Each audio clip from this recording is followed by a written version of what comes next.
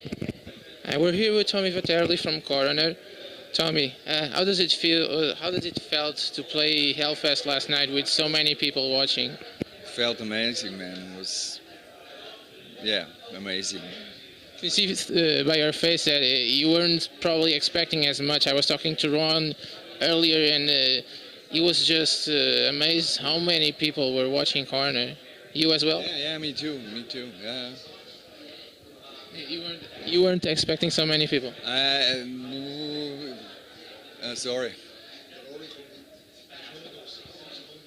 Okay, we'll go into that on. Sorry. Yeah, I mean, I knew I played Hellfest last year with my other band, 69 Chambers, and I know that it's a very big festival, so kind of expected that many people. Could you tell me something from the time of the formation of the band? How did the band come into form? And there's the rumor of a band called Coroner before the Death Cult demo, playing hard rock and stuff like that. That's true. Yeah, that was actually a band that Marky was in. They played like they sounded something like Motley Crue or more in that direction. And this band broke up, and Marky just took over the name and the logo. But we don't have something to do with them.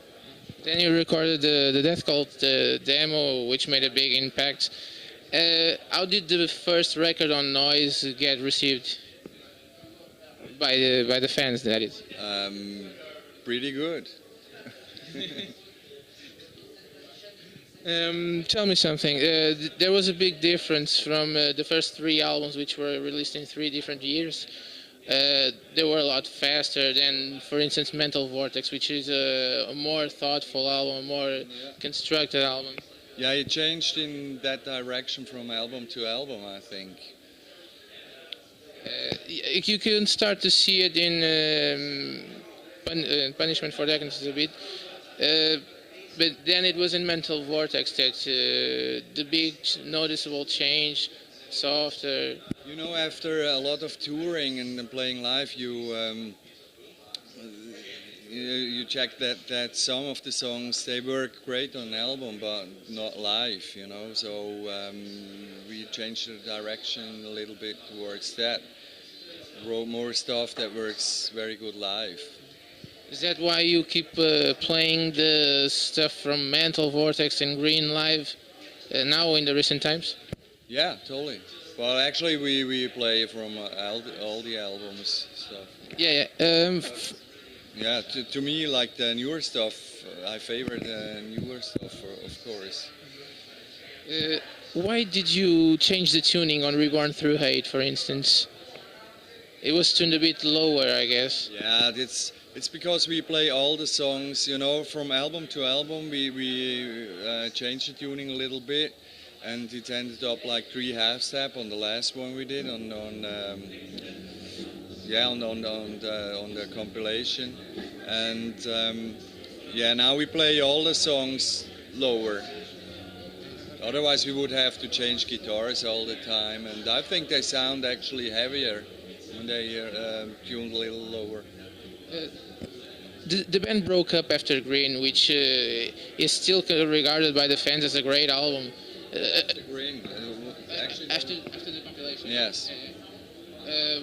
What led to the band separating at that point? Yeah, it was just a time after like 11 or 12 years together to do something different, to play with other musicians, and everybody was bored a little bit.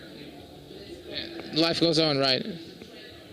Yeah, also, I mean, there wasn't like a problem or we didn't have fights, nothing. It was just like, hey, let's try something different. How was your experience in Creator, playing with Milo? Yes. Milo? Yeah, it was great. Yeah, I played with them for about 3 years. Did 2 albums with them. It was a great time.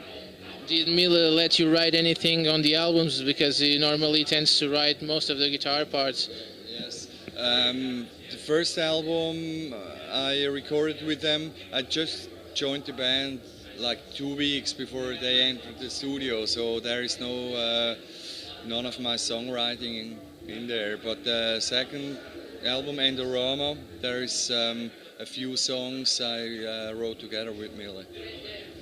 There's another thing that it's probably easier to get with you guys from the band itself.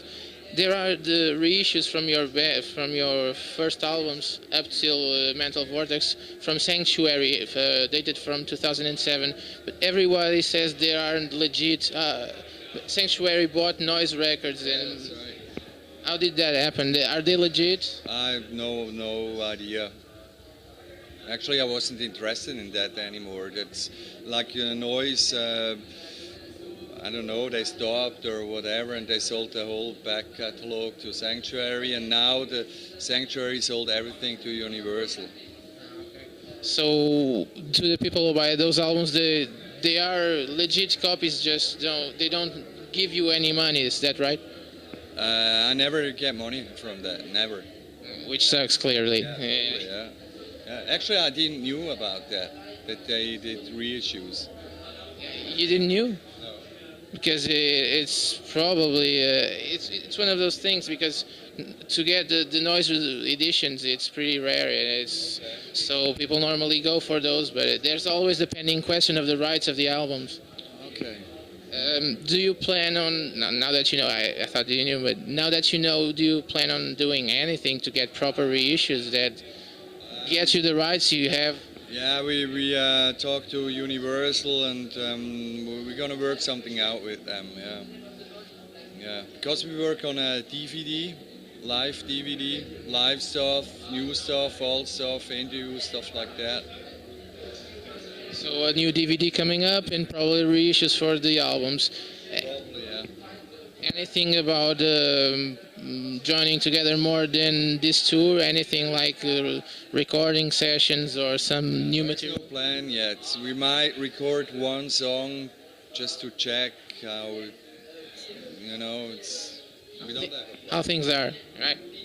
Okay. Just one more question regarding the recent trend of thrash becoming more popular. A lot of newer bands are forming up again, and thrash is again on the edge of things. How do you feel about that? Does that influence Coroner coming back also? Actually not. The influence was more like people on the internet, like, it was amazing. Like, they still love that stuff we did like 20 years ago. That was the reason, actually. For the fans. Yes.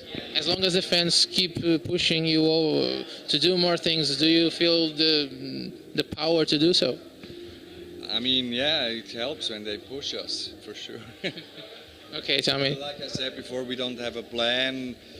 We want to do things slow, just like 2 years ago, we thought, we're never gonna do a reunion or play live, and then it changed, so I can't say what's gonna happen in the future. Okay. We'll see in the next few months or next year. Thanks a lot, Tommy. It was a real pleasure. Thank you. This is Julio Valada for Riff Magazine.